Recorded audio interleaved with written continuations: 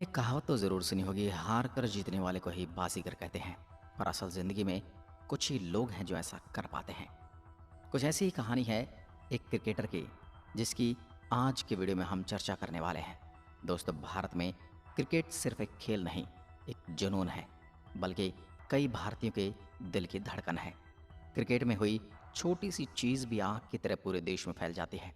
इसके पीछे भारतीय प्रशंसकों का क्रिकेट के प्रति अपना लगाव जो पूरे विश्व में कहीं देखने को नहीं मिलता।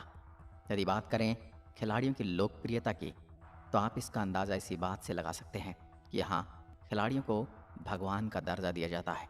खिलाड़ियों के लिए लोग कुछ भी करने को उत्सुक रहते हैं। लोगों की भावना इस खेल के साथ जुड़ी है।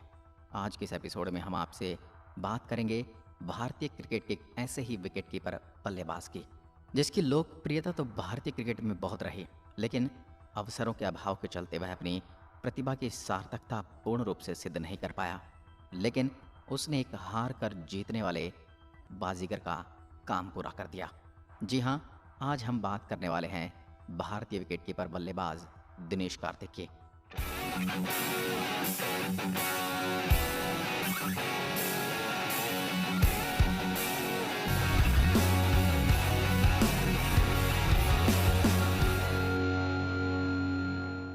वही दिनेश कार्तिक जिनके नाम से T20 अंतर्राष्ट्रीय मैचों में भारत की ओर से पहला मैन ऑफ द मैच बनने का रिकॉर्ड है। वही दिनेश कार्तिक जिन्होंने साल 2018 की निदास ट्रॉफी में बांग्लादेश के खिलाफ भारतीय टीम की हार को जीत के जश्न में बदल दिया था। और वही दिनेश कार्तिक जिनकी पहली पत्नी ने उन्हें धोखा देते हुए भारतीय क्रिकेट टीम के ही एक खिलाड़ी मुरली विजय से शादी कर ली थी। उसी दिनेश कार्तिक की जो पहली पत्नी से तलाक के बाद सुसाइड करना चाहता था, लेकिन ट्रेनर की जिद के चलते वो जिम गए, जहां दीपिका पल्लिकल से उनकी मुलाकात हुई और उनका जीवन बदल गया। आज हम इसी उतार चढ़ाव की कहानी को आपके सामने जीवंत करेंगे। साल 2004 दिनेश कार्तिक ने विकेटकीपर के रूप में भारतीय क्रिकेट टीम में अपना डेब्यू किया। उनका क्रिकेट जीवन परवान चढ़ ही रहा था और सन 2007 में अपने बचपन की दोस्त निकिता वंजारा से उन्होंने शादी कर ली। दिनेश और निकिता अपनी शादीशुदा जिंदगी से बड़े खुश थे। दिनेश रणजी ट्रॉफी में तमिलनाडु टीम की कप्तानी भी कर रहे थे। उनके एक दोस्त थे तमिलनाडु की ही टीम के ओपनर, जो बाद में भारतीय टीम का हिस्सा भी बने, मुरली विजय। तो एक दिन निकिता की मुलाकात दिनेश कार्तिक के इसी साथी खिलाड़ी मुरली विजय से हुई। हुआ यूं था कि दिनेश कार्तिक ने अपने दोस्त को अपने घर पर खाने के लिए बुलाया था, पर दिनेश कार्तिक नहीं जानते थे कि जिसे उन्होंने अपने घर पर खाने पर बुलाया है, एक दिन वही उनका घर बर्बाद कर देंगे। मुरली विजय को निकिता भा गई। भोले भाले दिनेश कार्तिक इस बात को महसूस नहीं कर पाए। निकिता और मुरली के बीच नजदीकियां बढ़ने लगी और कुछ ही समय में दोनों का अफेयर शुरू हो गया। दोनों खुलकर मिलने लगे। दिनेश कार्तिक के अलावा पूरी तमिलनाडु की टीम जानती थी कि मुरली विजय अपने कप्तान दिनेश की पत्नी निकिता के साथ इश्क लड़ा रहे हैं। फिर आया वर्ष 2012। निकिता प्रेग्नेंट हो गई, लेकिन तभी उसने धमाका करते हुए कहा, यह बच्चा मुरली विजय का है। दिनेश कार्तिक टूट गए। उन्होंने निकिता से तलाक ले लिया। तलाक के अगले ही दिन निकिता ने मुरली विजय से शादी कर ली और महज 3 महीने के बाद उन्हें बच्चा हो गया। दिनेश कार्तिक डिप्रेशन में चले गए और जाएं भी क्यों ना, जो अपने घर में एक नन्हे मेहमान के आने की प्रतीक्षा कर रहे थे। उन्हें उसके आने से कुछ दिन पहले पता लगा कि वह उनकी संतान ही नहीं है। वे मानसिक तौर पर बीमार रहने लगे। वे अपनी पत्नी और दोस्त मुरली के इस धोखे को आसानी से भुला नहीं पा रहे थे। वे शराबी हो गए। सुबह से लेकर शाम तक शराब पीने लगे। यूँ कहें कि वे देवदास बन गए। उन्होंने भारतीय टीम से बाहर कर दिया गया। रणजी ट्रॉफी में वो असफल हो रहे थे। तमिलनाडु की टीम की कप्तानी उनसे छीन ली गई और मुरली विजय को नया कप्तान बना दिया गया। असफलता का दौर यही नहीं थमा। उन्हें आईपीएल में भी किसी भी टीम में खिलाया नहीं गया। उन्होंने जिम जाना भी छोड़ दिया। अंत में दिनेश इतने हताश हो गए कि आत्महत्या कर लेने की बात तक करने लगे। तभी एक दिन जिम में उनके ट्रेनर उनके घर पहुंचे। उन्होंने दिनेश कार्तिक को बुरी अवस्था में पाया। उन्होंने कार्तिक को पकड़ा और सीधे जिम लेकर गए। कार्तिक ने मना किया, लेकिन उनके ट्रेनर ने उनकी एक न सुनी। कहते हैं कि जिस तरह से बुरा वक्त घर में आता है, उसी तरीके से अच्छा वक्त भी आता है। शायद ये ट्रेनर कार्तिक के लिए अच्छा वक्त बनकर आया था। उसी जिम में भारतीय स्क्वैश की महिला चैंपियन दीपिका पल्लिकल भी आती थी। जब उन्होंने दिनेश कार्तिक की स्थिति देखी, तो ट्रेनर के साथ उन्होंने भी दिनेश कार्तिक की काउंसलिंग शुरू कर दी। ट्रेनर और दीपिका की मेहनत रंग लाने लगी। अब दिनेश कार्तिक सुधार की राह पर थे।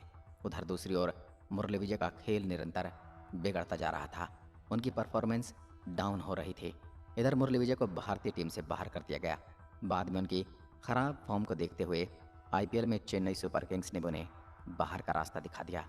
दूसरी ओर दीपिका पल्लिकल के सहयोग से दिनेश कार्तिक नेट पर जोरदार अभ्यास करने लगे। इसका असर भी दिखने लगा और दिनेश कार्तिक घरेलू क्रिकेट में बड़े स्कोर बनाने लगे। शीघ्र ही उन्हें आईपीएल में भी चुन लिया गया और कोलकाता नाइट राइडर्स का कप्तान भी बना दिया गया। दीपिका पल्लिकल और दिनेश कार्तिक बहुत नज़दीक आ चुके थे और उन्होंने दीपिका से शादी कर ली। क्रिकेट की उम्र अनुसार दिनेश अब बूढ़े हो चुके थे। भारतीय क्रिकेट टीम में अब ऋषभ पंत का आगमन हो चुका था। कार्तिक समझ गए कि अब उनका करियर समाप्त प्राय है। उन्होंने क्रिकेट से रिटायर होने का फैसला किया। इधर उनकी पत्नी दीपिका पल्लिकल प्रेग्नेंट हुई और उसने जुड़वा बच्चों को जन्म दिया। दीपिका का स्क्वैश खेलना भी रुक गया। दीपिका और दिनेश कार्तिक की इच्छा थी कि उनका चेन्नई की संबरहाट इलाके में एक गार्डन वाला बंगला हो। 2021 में चेन्नई के इस इलाके में एक महलनुमा घर को खरीदने का ऑफर उनके पास आया। दिनेश ने उसे खरीदने का फैसला किया। सब आश्चर्य कर रहे थे कि दीपिका और दिनेश दोनों ही करीब करीब खेल की दुनिया से बाहर हो चुके हैं। अब इतना महंगा सौदा वो कैसे पूरा करेंगे।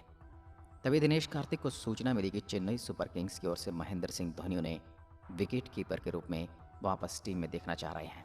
2022 का आईपीएल का ऑक्शन हुआ, लेकिन इस बार चेन्नई की जगह रॉयल चैलेंजर बेंगलुरु ने उन्हें खरीद लिया। दिनेश की पत्नी दीपिका ने भी खेलना शुरू कर दिया और अपने जुड़वा बच्चों के जन्म के महज 6 महीने के बाद उन्होंने स्क्वैश की वर्ल्ड चैंपियनशिप में ग्लासगो शहर में मिक्स्ड डबल के साथ महिला युगल का खिताब जीत लिया। उनकी पार्टनर थी जोशना पुनप्पा। पत्नी की सफलता और नई टीम के साथ जुड़कर दिनेश कार्तिक में भी नई ऊर्जा का संचार हुआ और उन्होंने 2022 के आईपीएल में कमाल दिखाना शुरू कर दिया। एक के बाद एक मैच जिताऊ पारियां खेली और उन्हें इस आईपीएल का सबसे बड़ा फिनिशर माना जाने लगा। और उनके शानदार प्रदर्शन को देखते हुए उनकी भारतीय टीम में वापसी हुई और साउथ अफ्रीका दौरे पर टीम इंडिया में जगह बनाने में कामयाब रहे। उनसे आईपीएल 2022 शुरू होने से पहले पूछा गया तो उन्होंने बताया कि वर्ल्ड कप में चयन होना उनका सपना है और उसी के लिए वो निरंतर प्रयास कर रहे हैं। तो दोस्तों, इसके बारे में आपका क्या कहना है? क्या दिनेश कार्तिक हार कर जीतने वाला बाजीगर है? तो दोस्तों, ये थी दिनेश कार्तिक की कहानी, जिससे कई युवा प्रेरणा ले सकते हैं। उनके जीवन में काफ़ी उतार चढ़ाव आए, लेकिन उन्होंने हार नहीं मानी और वापस उठ खड़े हुए। दोस्तों, वीडियो कैसा लगा हमें कमेंट में ज़रूर बताएं और शेयर करना ना भूलें। धन्यवाद। जय हिंद, जय भारत।